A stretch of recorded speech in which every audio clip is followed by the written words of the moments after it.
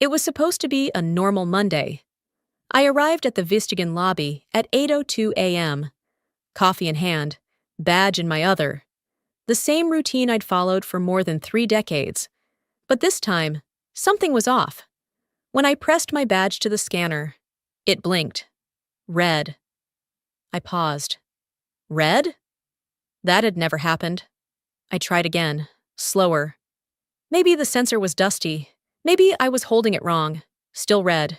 No click, no welcome tone, just rejection and silence. A security guard, new kid, couldn't be older than 25, shifted awkwardly behind the desk. He glanced at his screen, then back at me.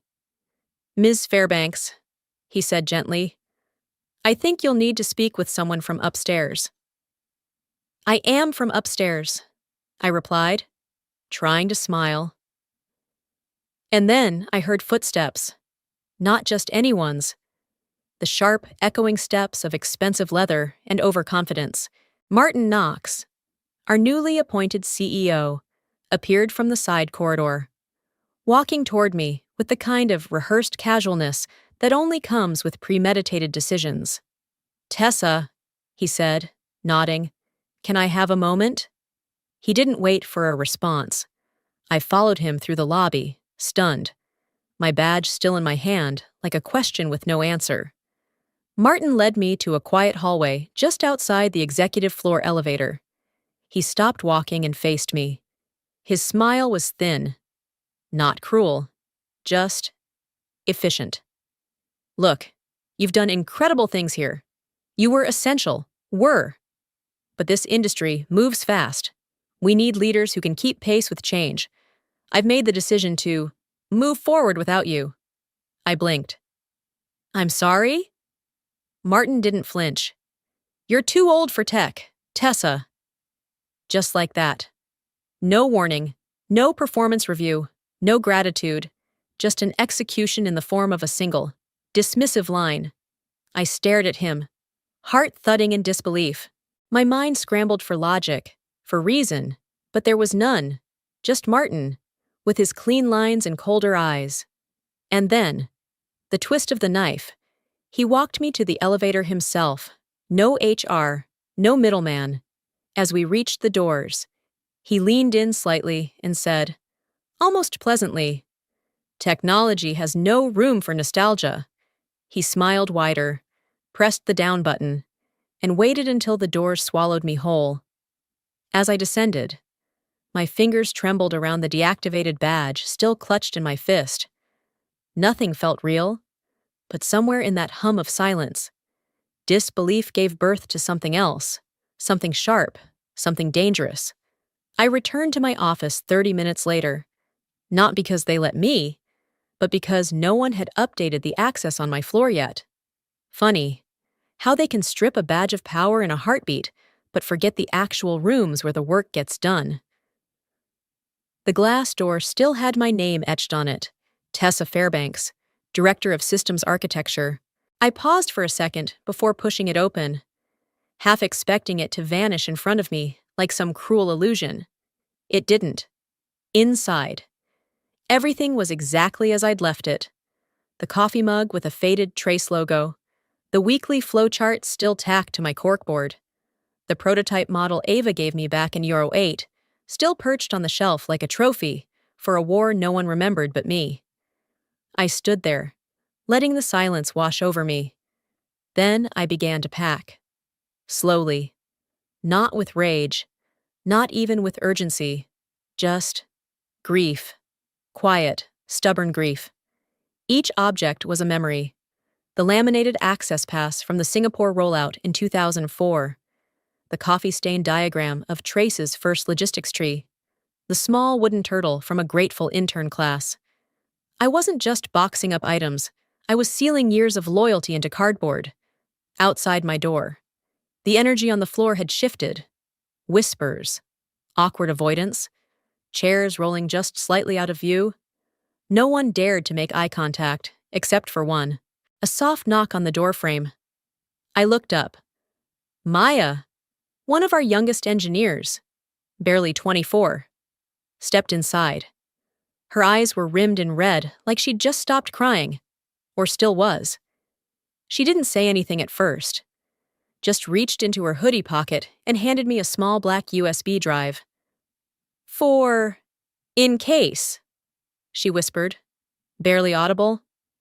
I blinked, confused. "What is it?" Her voice cracked. "Just back things up, okay? People here talk. You should see what they were saying when you weren't in the room." I nodded slowly, too stunned to press for more. She left without waiting for thanks.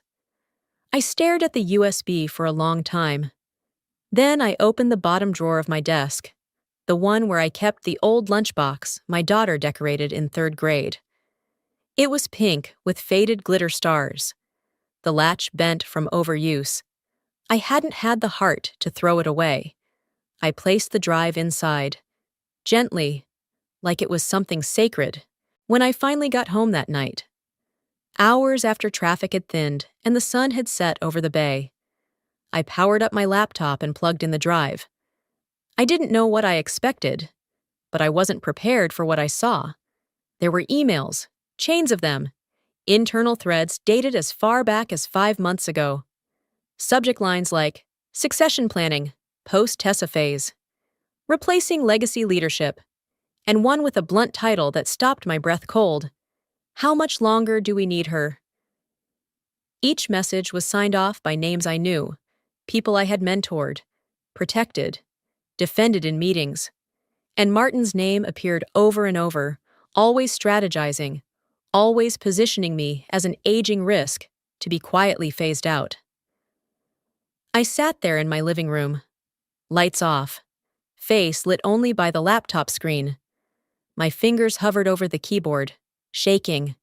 The betrayal wasn't just professional, it was personal, calculated, and yet, in that moment of devastation, something deeper stirred beneath the grief, like the first crack in ice just before a river starts to move again. They had planned to erase me, but maybe, just maybe, I could erase their advantage first. Grief has a strange way of clearing your mind, like a storm that strips the branches bare but leaves the trunk standing. By 7:30 the next morning, I was sitting at my kitchen counter, laptop open, staring at the old North Stride documents I hadn't touched in over a year. The betrayal from Martin still stung, but now, something sharper had taken root beneath the pain. Precision. I didn't build my career on luck or charm. I built it on pattern recognition, and the signs had been there for a while. The first time I considered my own exit strategy was 2 years ago. It was during a quarterly board meeting, back when Vistagen still pretended to care what engineers thought. I was presenting a roadmap for Trace 5.0, laying out a 3-year transition to predictive routing AI. The numbers were strong. I remember that part clearly. What I remember even more vividly is what happened when I stepped out to take a call from a European vendor. The door to the boardroom didn't close all the way, and I heard it. A male voice, trying to whisper, but too amused to care. "We should start replacing silver hair with green. You know, bring in some youth." Laughter followed. Another voice chimed in. "Give her 6 more quarters, then we sunset." They were talking about me. That moment didn't make me angry. It made me alert. That night, I went home and filed for the LLC I'd been drafting in my mind for months. North Stride Solutions. A shell company on paper, structured cleanly under my cousin's name. Legally airtight. It was never meant to compete. Not at first. Just insure. But insurance only works if it pays out in disaster. So I began to think bigger. Trace, the very system they were building billion-dollar logistics streams on, was mine. I'd architected every core module. I knew the blind spots, the failure points, and the assumptions everyone forgot after the IPO. And more importantly, I knew how to control it. During one of the early upgrades, I embedded a protocol deep within the authentication framework, a mole lock. The premise was simple: once every 21 days. Trace required a biometric handshake tied to my credentials. Not just a login, a unique keychain I alone possessed, linked to a time-based cipher. If the system didn't get that handshake, it wouldn't crash, it wouldn't throw errors, it would simply stop processing, like a heart that skipped its beat. No orders would move, no inventory would dispatch, no data would flow. Everything would appear to function until it didn't. I justified it to myself as a safety net. Back then, I even wrote it into Trace's internal documentation in buried language, under extended maintenance protocols for core architect availability scenarios. No one read that section. I know because I checked the access logs every month. Not once in 3 years had anyone even opened the page. Northstride, meanwhile, remained dormant, a ghost ship floating quietly offshore. But I paid the taxes, maintained the email domains, and kept the encryption keys safe in a physical vault I never told anyone about. Not Ava, not my daughter, not even my old CTO, who had since retired with a suspiciously small severance package. I didn't think I'd ever use it. Truthfully, I hoped I wouldn't. But now that Martin had made his move, I realized what Northstride really was. Not a backup plan, a counter-move. My hands were steady as I opened a new message to Ava Mercer. I used the secure contact form we agreed on long ago. No subject line, no attachments, just the trigger phrase. NS 621, ready to transfer. Less than 4 minutes later, her response came through. Acknowledged. Paperwork ready. $1 consideration applies. In that moment, I knew what came next wouldn't be revenge. It would be mathematics. And no matter how fast Martin thought the industry moved, he was already 3 steps behind. The sound of a bell above the door announced Ava's arrival, though I'd already spotted her crossing the parking lot. Same quick stride, same no-nonsense presence. Only now, she wasn't the bright-eyed intern who once shadowed me through code reviews. She was a partner at one of the most formidable legal firms in the state, and the only person I trusted with this move. We met at Seaward Diner, a little out-of-the-way place off the 101. Plastic booths, laminated menus, the kind of place no tech executive would step foot in. Perfect. Ava sat down across from me, barely letting the vinyl sigh before pulling out a leather folder. No greetings, no small talk, just straight to business. Standard asset transfer, she said softly, sliding it over. All clean, all quiet. The cover sheet was stamped. Technology transfer agreement. Northstride Solutions below that. The consideration line read, purchase price, $10. I raised an eyebrow. Ava grinned.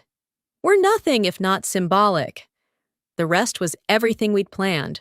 A full legal transfer of Trace, source code, system architecture, updates, and future derivatives. Global license, perpetual. Northstride would assume control as legal steward, and I would remain on as architect emeritus, in name only. But what mattered most, what made my chest warm with satisfaction, was buried on page 7, clause 14b, indemnification exemption. A single paragraph, written in dense legalese, citing a prior agreement signed 6 months ago between Vistagen and a third-party vendor. It declared that any transfer of core technology assets to a qualified entity designated by the original architect could not be contested or reversed. Martin himself had approved that contract. I remembered the meeting. He laughed, waved it away, bragged about how he never read vendor clauses. Too much legal noise, he'd said. Turns out, that noise just made my firewall bulletproof. I read every line of clause 14b, then again, slower. My name wasn't written, but it was encoded, legally, irrefutably. The man who discarded me had unknowingly signed the clause that ensured I could never be touched. I closed the folder, nodded. Looks perfect. Ava didn't say, "I told you so." She just slid a silver Liberty dollar across the table and placed a pen on top of it. "Ready when you are."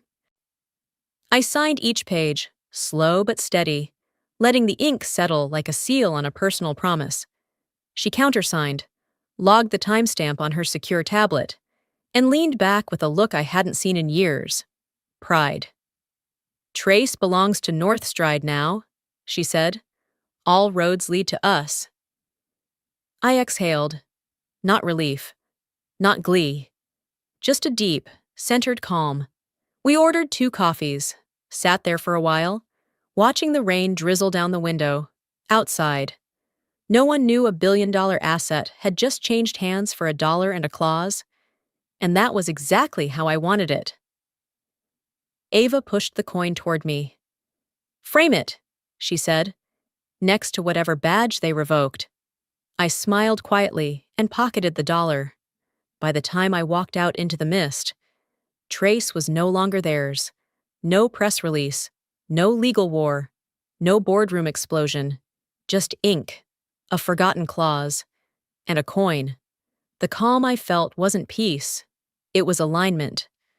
Every piece was where it should be, every silence intentional. Martin had weaponized his assumptions. I had weaponized his paperwork, and in that quiet little booth with weak coffee and flickering lights, I won, without needing to say a single word. By 8:43 p.m., the house was quiet except for the soft hum of my backup server and the occasional creak of old wood settling. I sat in my home office, lights low, staring at Trace's real-time admin console, an interface no one at Vistagen knew still existed. Ava and I had finalized the transfer. The contract was legally bulletproof. The coin was tucked safely into my drawer. Northstride was now Trace's legal steward. But none of that mattered if my timing was off. The mole lock protocol I built into Trace was elegant but ruthless. Every 21 days. It required my biometric handshake, a rotating cipher embedded in the system's authentication core. If not renewed by 11:59 p.m. Pacific, the system would enter a silent lockdown, not a crash, not a public failure, just an invisible freeze. It would stop issuing pick lists, stop routing inventory, stop sending shipment confirmations. The code wouldn't scream, it would simply stall. But now, watching the logs scroll across my screen, something felt off. A line of system events caught my eye. Token check, unexpected delay, retrying handshake, system time, drift detected. Offset, 48.7 seconds. My stomach dropped. 48 seconds might not sound like much, but in a world of encrypted time-based protocols, it could be fatal. I checked my cipher key generator. It was synced to atomic time. Perfect. But what if Trace wasn't? I pulled up the server clock logs from Vistagen's mainframe mirror, still cached from an earlier build I had backdoored years ago. Sure enough, their internal time was off by nearly a full minute, which meant my handshake might fail. My fingers hovered over the keyboard. Do I re-authenticate now? Force a manual override? But the transfer had already been completed. If I stepped in directly now, it could compromise Northstride's legal position. I paced the room, double-checked every timestamp, every signature, reread Clause 14b 3 times. Looking for ambiguity, there was none. Still, that uneasy buzz crawled under my skin. Then came the unexpected twist. At 9:15 p.m., my encrypted Proton mail pinged with a new message. No subject line, no attachments, just a single sentence from an unfamiliar address. The system's acting weird. Trace keeps stalling. Do you know why? It was signed, E. Patel. I froze. Evan Patel, one of the junior engineers from my old team. Brilliant, quiet, too young to know corporate politics, but sharp enough to spot code misfires others would miss. I stared at the screen. He'd noticed the Moloch drift, which meant Trace was already stuttering, beginning to lock up quietly just as I'd designed it. But if someone like Evan had noticed, how long until Martin did? Until someone dug deeper and found the lock? I tapped a reply. Then deleted it. Rewrote. Deleted again. Finally, I sent back. System drift. Auto-correction might cascade. Keep watching the logs. Don't say anything. Less than a minute later, his response came through. Understood. I didn't know if he suspected what I had done, but there was no time to worry. I pulled up Trace's main process monitor and opened the countdown window. Token verification. 2 hours, 45 minutes, and 18 seconds remaining. The numbers ticked down in bold red font.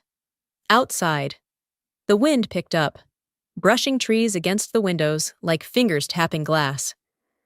I leaned back in my chair, hands clasped tightly, eyes fixed on the screen. There was no turning back now.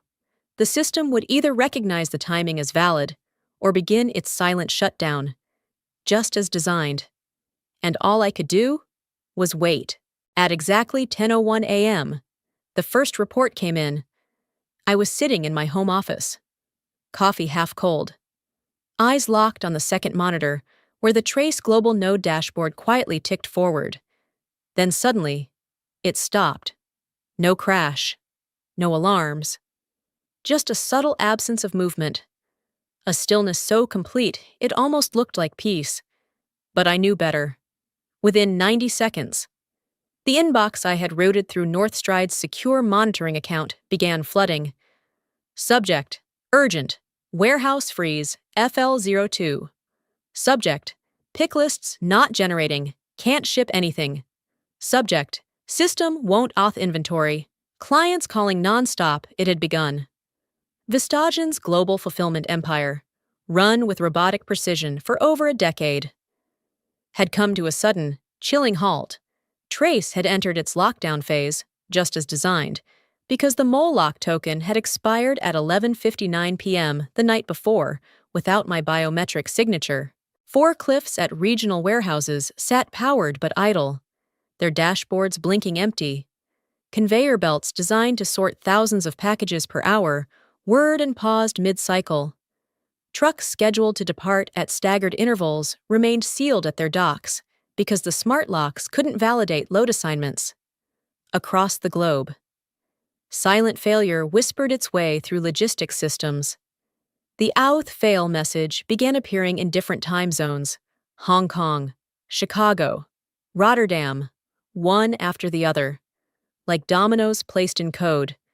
And all of it traced back to a single absent command: mine. I leaned back in my chair and let the tension unspool from my spine. It was working.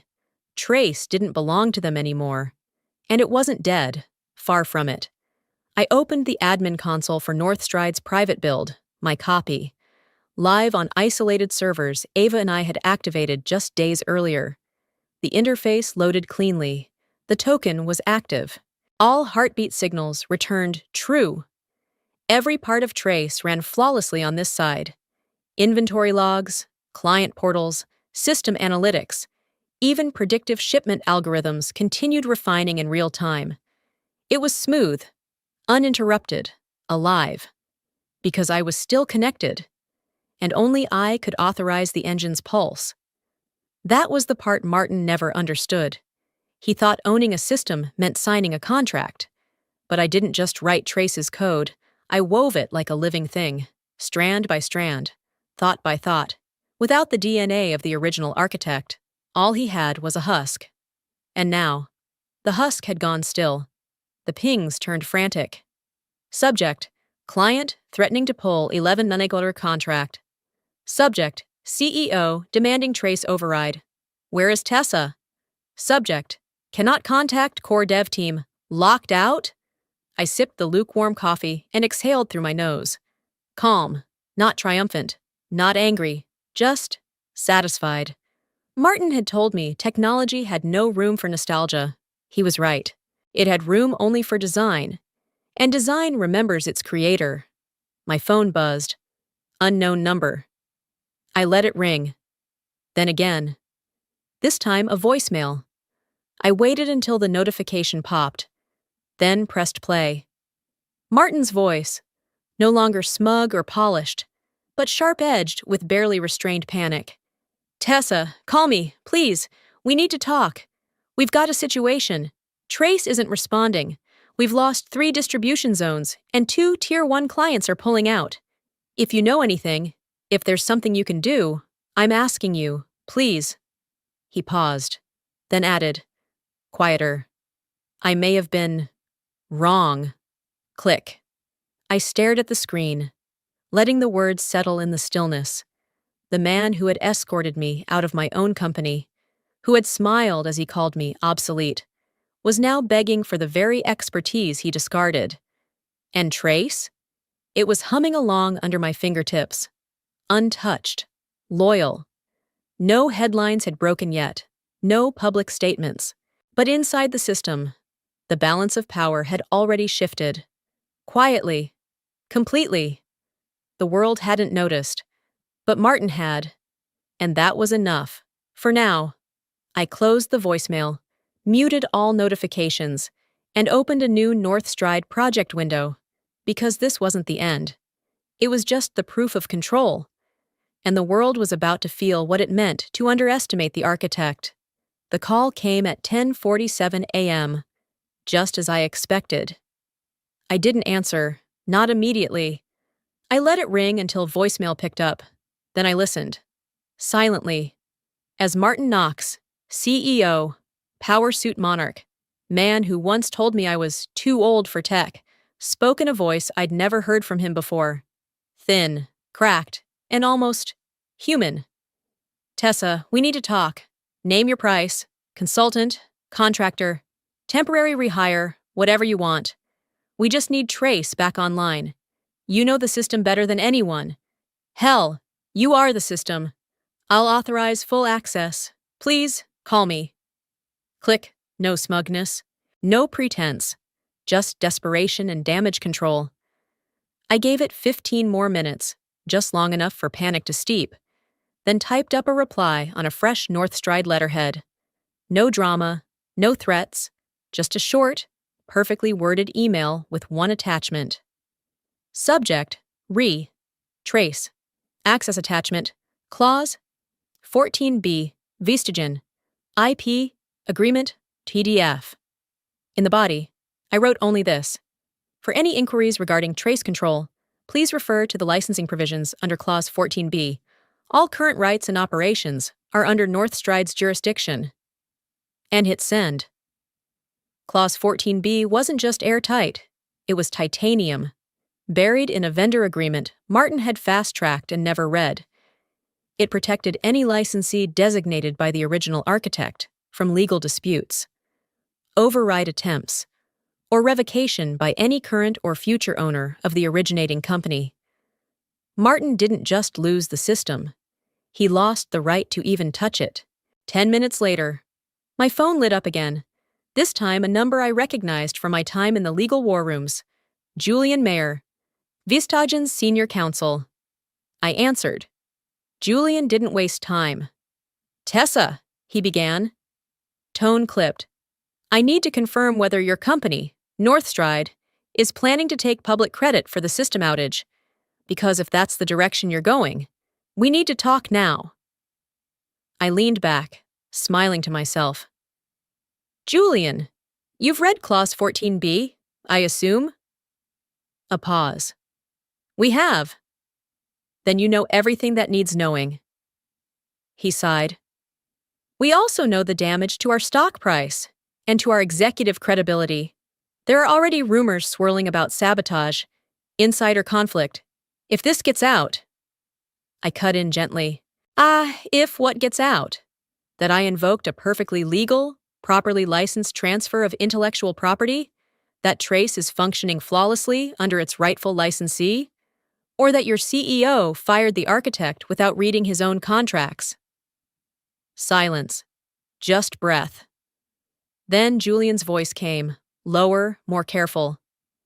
"Look, you're within your rights, but I need to tell you something that didn't come from me officially." "I'm listening." if Northstride even implies public wrongdoing or defamation by Vistagen. We could face a systemic legal freeze, multiple holdings, financial accounts under review, investor class action suits. You understand what I'm saying? I did. Completely. The leverage I held wasn't just technological anymore. It had become legal, financial, reputational, a cascade waiting to fall at the nudge of a finger. Julian, I said, soft but certain. Northstride has no interest in damaging Vistagen. Unless Vistagen continues to pretend it still controls a system it no longer owns, then, unfortunately, damage becomes collateral. Another beat of silence. Then, the words I never thought I'd hear from a man like him. Will advise Martin to stand down. Good, I said. That would be wise. I ended the call, calm as glass. It wasn't revenge, not yet.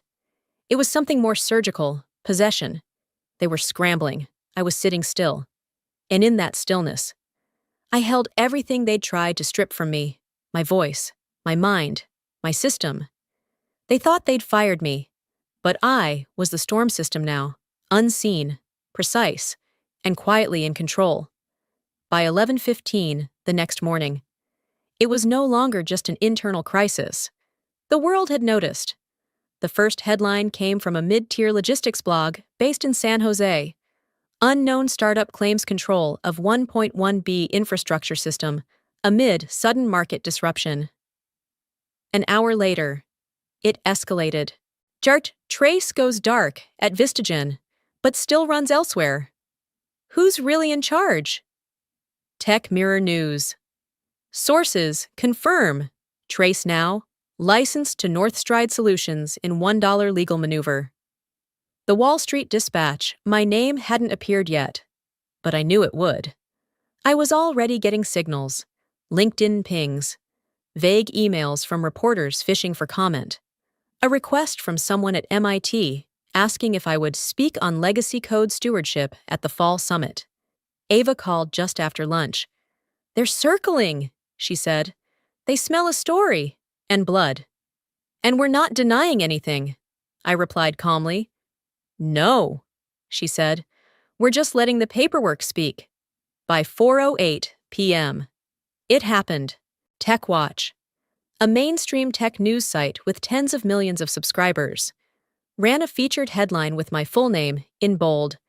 Meet the woman who froze a billion-dollar system and walked away owning it. Underneath it, a photo of me from 7 years ago. Arms crossed, standing beside a Trace prototype. I didn't smile when I saw it. I didn't have to. The power wasn't in being recognized, it was in being undeniable. Martin didn't make a statement.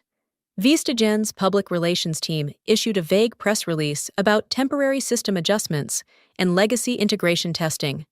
But no one was buying it. Not when shipments were still stalled in 3 major ports. Not when their competitors had quietly resumed operations, thanks to a licensing deal with Northstride. The tide had shifted, and I hadn't lifted a finger in public. Then came the twist. At 6:22 p.m., a whistleblower email landed in the inbox of half a dozen reporters. It was anonymous, routed through a European proxy, and embedded with one audio file, a clipped, scratchy recording of Martin Knox speaking during a private board dinner 2 months earlier. His voice, unmistakably smug, crackled through laptop speakers across the industry. Tessa's a goddamn typewriter in an iPad world. You don't build a future with antiques. You recycle them. It went viral in under 10 minutes. I watched it spread in real time. Tech execs reposting with stunned commentary. Female engineers tagging it with "Sears still here." Former interns messaging me, "You were never a typewriter. You were the whole system." And just like that, the narrative changed. This wasn't a contract dispute anymore. It became something larger, a story about dismissal, underestimation, and quiet genius. Ava texted me 3 words. They handed it to us, and they had. Martin hadn't just underestimated me. He had disrespected an entire generation of builders who had made empires like Vistagen possible. That tape didn't just insult me. It insulted every woman who had ever been told she was out of touch. Every veteran who had been replaced before her system had even cooled. By 8:30 p.m., Northstride's inbox was full of partnership requests.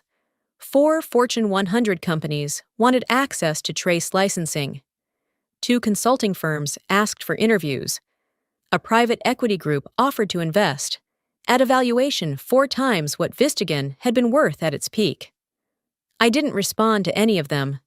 Not yet. Instead, I brewed tea, sat on my porch, watched the ocean, and let the world do what it always does when someone tells the truth too late. Catch up.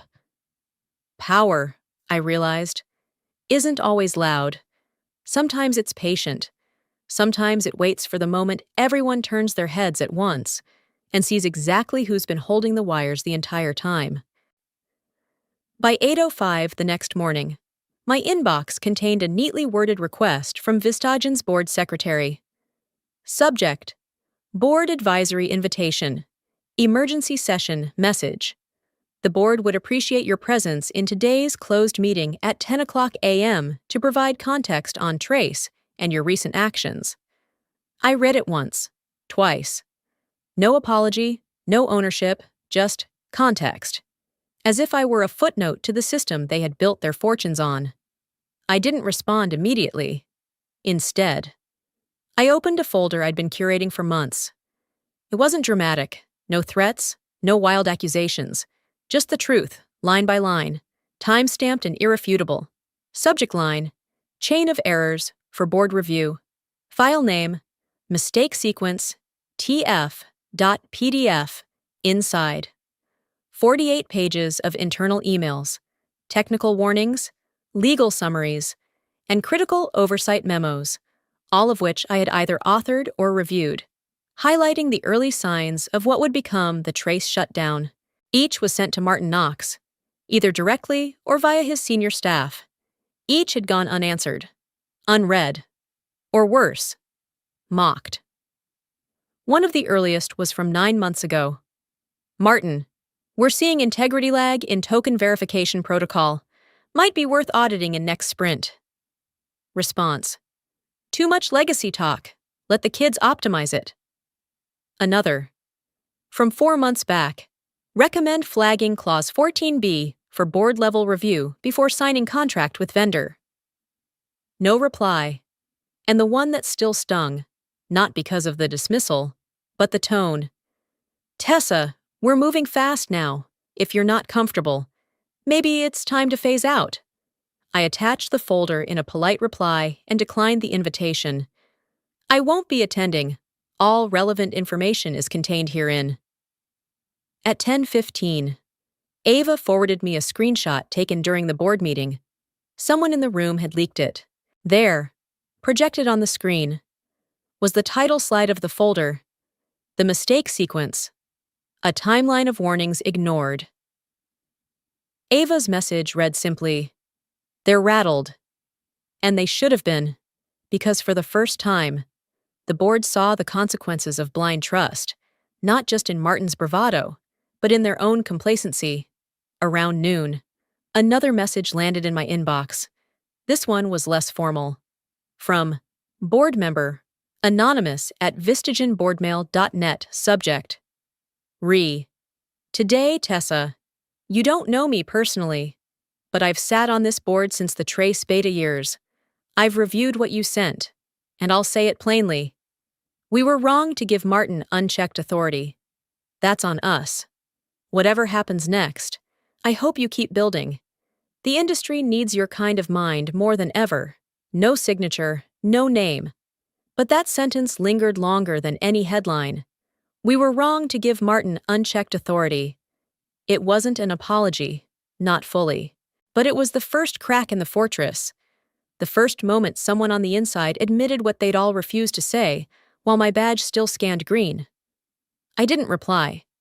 Not because I was angry, but because I didn't need to. Let them sit with it. Let the silence do what emails never could. I went outside and sat in the garden. Laptop closed, phone face down. The late morning light filtered through the trees. I listened to birdsong, distant wind chimes, and the faint vibration of momentum shifting. This wasn't about revenge anymore. It was about exposure. Systems don't collapse from sabotage. They collapse when leadership ignores the rot beneath the polish. I hadn't torched their foundation. I'd simply let them trip over the cracks they refused to see. And now, under quiet scrutiny, those cracks were becoming visible to everyone: investors, media, partners.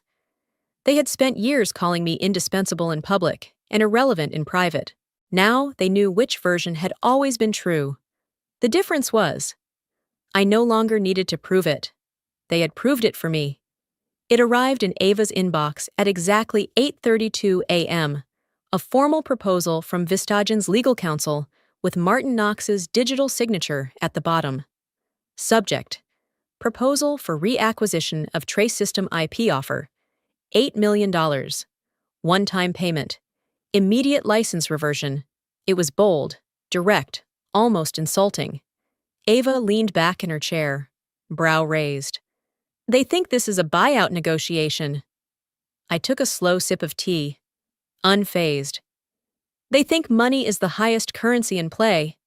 She scanned the attached files, tapping her stylus against her tablet. They're treating Trace like a damaged product line instead of what it really is, a legal crown jewel they forgot they handed us. I nodded. They're panicking. This isn't an offer. It's a rescue rope tossed over the ledge they pushed me off. But if they expected us to grab that rope, they'd clearly forgotten who wrote the knots. By 10:05 a.m., Ava had finished crafting our response. Clean, precise, devastating in its simplicity. Northstride counteroffer. Trace negotiation framework transfer. Not available for cash-only consideration. Northstride will accept 40% equity stake in Vistagen. Immediately vested, non-dilutable. Public apology from CEO Martin Knox. Delivered in a live-streamed press conference. Permanent authorship attribution for Tessa Fairbanks on all Trace materials. Technical and public-facing. Ava glanced at me before hitting send. Still good with this? More than good, I said. It's the cost of their forgetting. We waited. Not long. By 12:40 p.m., Vistagen's reply came in, but not with agreement. Instead, it came with a counterattack, one they thought might catch us off guard. Attached was a legal challenge citing a 6-year-old non-compete clause. Signed during the Trace 2.0 rollout. Their argument, that my clause prohibited any transfer of related technology to a competing entity, including Northstride, and therefore nullified the symbolic $1 licensing agreement, a move rooted in paperwork. Clever, but not clever enough. Ava read it once, then gave a small laugh. He really pulled the clause. He's reaching for ghosts, I replied. But ghosts don't hold up in court. She flipped through our archive, fingers moving fast over her touchscreen. Let's give him the Ghostbuster, shall we? 2 minutes later. Ava found what we needed, a supplemental addendum, signed by Martin himself 6 months ago. It was buried inside an updated vendor procurement agreement, drafted by me and quietly inserted during a restructure of Trace licensing. That document explicitly waived all prior non-compete language for any party designated retired, transitioned, or externally licensed under architect-defined terms. Martin never read it. He never read anything fully. Ava polished our reply with surgical glee. To Vistagen Legal, the clause you referenced was nullified via Addendum 4B, Vendor Protections and Architectural Transition Policy, signed March 16th, 20XX by CEO Martin Knox. Please see highlighted sections 6.3 and 8.4. Recommendation: review prior commitments more thoroughly before presenting invalid challenges. We sent it, then waited. For an hour. Silence. Then, At 2:17 p.m., my phone buzzed. This time, it was a direct call from Martin. I didn't pick up, instead. At 3:01 p.m., a new message arrived. Short, final. We accept your terms. The board has voted to proceed. Apology and attribution will be handled publicly as requested. Equity transfer in process. I hope you're satisfied. Martin Ava raised an eyebrow. That almost sounded human. Almost, I said. But I didn't feel triumph in the loud, chest-pounding way others might expect. What I felt was something steadier. The calm that comes from knowing you were never out of control, just temporarily underestimated. That evening, Ava and I walked out to the pier behind the office. The fog had begun to roll in, softening the city skyline. She pulled a Liberty silver dollar from her coat pocket, the very one from our trace transfer weeks earlier, and handed it to me. Still the best dollar I've ever spent, she said. No, I corrected gently, running my thumb along its edge. The best dollar ever invested. Vistagen had tried to buy their way back into relevance. They offered money because that's all they believed held value. But what they really paid for was memory. The memory of who built their foundation, the memory of who warned them, and the memory of who walked away, without ever needing to look back. And now they'd never forget my name again.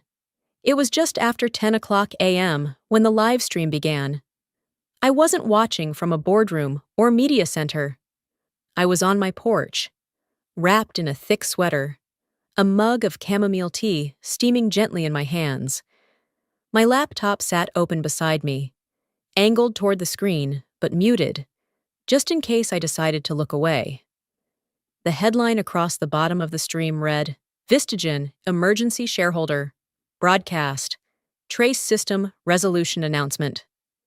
There he was, Martin Knox, standing alone in front of a sleek white podium in the company's high-rise conference room. No tie, eyes a little sunken, jaw clenched harder than usual. The bright, artificial lights made his polished forehead gleam. And behind him, the Vistagen logo flickered faintly on a LED wall that hadn't been serviced in weeks. The room was full, board members, investors, legal reps. But the silence was louder than any crowd I'd ever faced. He adjusted the mic with both hands, a little too tightly, then cleared his throat. My name is Martin Knox, he began, voice even but slightly hoarse. And today I am here to acknowledge a series of decisions that were both short-sighted and damaging. He paused, letting the words hang. No applause, no nods, just stillness. He continued, eyes scanning the prepared statement. Though he occasionally glanced up, I want to publicly recognize the architect of the trace system, Ms. Tessa Fairbanks, for her unmatched contribution to our infrastructure, innovation, and industry leadership. Ms. Fairbanks's work was, and remains, essential to our company's foundation. I sipped my tea. He swallowed. It was a mistake, my mistake, to remove her from her position without consideration of her legacy or the proprietary mechanisms she alone understood. I acknowledge that error fully, and I apologize. A moment later, the camera panned out, catching the full board seated behind him. Not a single person looked surprised. Most looked relieved. But then, before the broadcast could fade, Chairman Duval stood. He was in his 70s, someone who'd known me from my first year in the company. Calm, calculating, and rarely one for public gestures. He stepped beside Martin, placed a hand briefly on the podium, and said without a smile, Effective immediately, the board has voted to terminate Mr. Knox's role as Chief Executive Officer. Gasps, audible ones, even muted. I could feel the ripple. Duval continued. Ms. Fairbanks, through Northstride, will maintain all licensing authority over Trace going forward. Vistagen will operate in collaboration. Under new executive guidance, we thank Mr. Knox for his past service. Martin didn't argue. He didn't storm off. He just stood there, blank, nodding once before stepping aside. That was it. The end of his reign. The apology I was never supposed to get. The reckoning no one believed would come. I closed the laptop, and I breathed. Not a dramatic breath. Not a tearful exhale. Just a long, quiet release of weight I didn't realize I'd been carrying in the backs of my shoulders for months, maybe years. Inside, my phone buzzed. Messages. Congratulations. Screenshots of the apology. Praise from former interns, tech columnists, and even people I hadn't spoken to in years. But I didn't check them. Not yet, instead. I walked to my study, unlocked the small drawer beneath my desk, and pulled out a single file marked Trace Final Ops Transfer. It had already been signed. Weeks ago. A quiet handover of full operational control of the entire Trace system, not to me, but to Ava Mercer. She had all the keys now, the access codes, the team, the future roadmap. I had designed the system, defended it, protected it, but I no longer needed to run it. That had been my choice all along. Not a retreat, a return, to silence, to space, to clarity.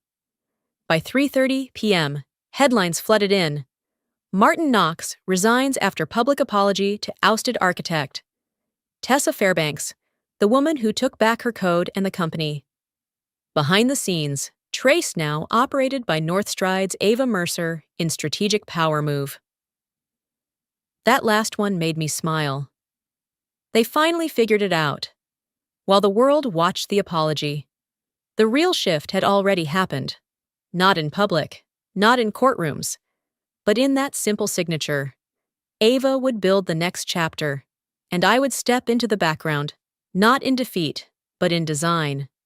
Because sometimes the greatest power isn't in standing on the stage, it's in choosing when to walk off. Head high, leaving the lights on behind you. The waves outside my office window moved slowly, like breath, steady, unrushed, as if even the ocean had no more battles left to fight. It had been 4 weeks since the apology, 3 weeks since the boardroom flip, and just over 2 weeks since Martin Knox's name quietly disappeared from Vistagen's executive page. The world had moved on faster than I expected, but I hadn't moved on at all. I'd simply settled in. My new workspace was modest, an old cannery building Ava had converted into Northstride's West Coast office. Weathered brick, high ceilings, and a view of the bay that felt earned. No biometric scanners, no glass walls, just quiet, clean air, and enough light to think clearly. Trace still ran. Smoothly, globally, under Ava's leadership. It had evolved, expanded. She had recruited a brilliant team of engineers, diverse, sharp, and eager to learn. I still advised from time to time, mostly during strategy sessions or system audits, but I no longer carried the daily burden. That weight had been lifted when I handed over the last operational key. Now, I worked with the door open, no urgency, no fire to put out, just perspective. On the shelf behind my desk, 2 things sat side by side in a simple black frame. The deactivated keycard from the day Martin fired me, and the $1 bill Ava handed me at the diner when we signed the Trace transfer. Below it, a small plaque. Value isn't always printed. Sometimes it's built. I was staring at that frame, half lost in thought, when the chime of a new email broke the silence. The subject line was simple. "Can I ask you something?" The message read, "Hi, Ms. Fairbanks.